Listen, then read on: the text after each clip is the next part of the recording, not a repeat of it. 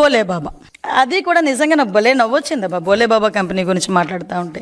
బోలే బాబా companies అన్నవి రెండు అవి వేరు కంపెనీలు. ఒకటి బోలే బాబా ఫుడ్ ఇండస్ట్రీస్, ఇంకొకటి బోలే బాబా ఆర్గానిక్ మిల్క్ లిమిటెడ్.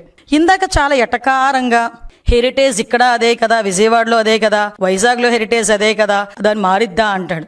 ఏదైనా అంటే ప్రాపర్ వేలో ఒక కంపెనీ పెట్టి వ్యాపారం చేస్తే తెలిసిద్ది. అంతే తప్పించి సూట్ కేస్ కంపెనీలు అలాగే డొల్ల కంపెనీలు పెడితే ఎలాగే ఏడ్చిద్ది నాలెడ్జ్. నేను ఎందుకంటే చెప్తున్నా, ఇక్కడ బోలే బాబా మిల్క్ ఫుడ్ ఇండస్ట్రీస్ అన్నది ఒకటి, అది ధోల్పూర్. అంటే ఇక్కడ విషయం ఏంటంటే అది బోలే బాబా ఆర్గానిక్ మిల్క్ లిమిటెడ్. బోలే బాబా ఆర్గానిక్ మిల్క్ లిమిటెడ్ అన్నది మాత్రమే టీటీడీకి గీ సరఫరా చేసింది.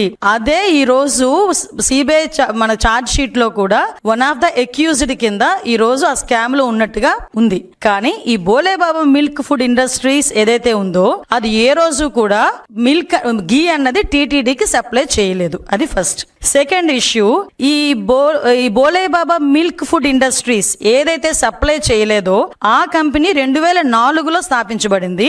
ఏదైతే బోలే బాబా ఆర్గానిక్ మిల్క్ లిమిటెడ్ అని స్కామ్ లో ఉందో అది 2020లో స్థాపించింది. ఇంకోటి మీరు అన్నారు అన్ని ఒకటే కదా అని. అయ్యా, ఇప్పుడు హెరిటేజ్ కంపెనీ ఉంది, దానికి CEO ఉంటారు, 6-7 డైరెక్టర్లు ఉంటారు, వాళ్ళకు ఒక మొత్తం అంతా ఎలా చేయాలి ఏం చేయాలి అని చెప్పేసి ఒక టిన్ నెంబర్ ఉంటుంది, ఒక డిన్ నెంబర్ ఉంటుంది, ఇవన్నీ ఉంటాయి. కాబట్టి హెరిటేజ్ అన్నది ఏ మూలకెళ్ళినా హెరిటేజ్. ఎందుకంటే టిన్ నెంబరు ఈ CEOలు డైరెక్టర్లు అందరూ ఒకటే కాబట్టి. కానీ ఇక్కడ బోలే బాబా మిల్క్ ఫుడ్ ఇండస్ట్రీస్ కి బోలే బాబా ఆర్గానిక్ లిమిటెడ్ కి ఎంత తేడా ఉందంటే, బోలే బాబా మిల్క్ ఫుడ్ ఇండస్ట్రీస్ వాళ్ళు అగర్వాల్స్.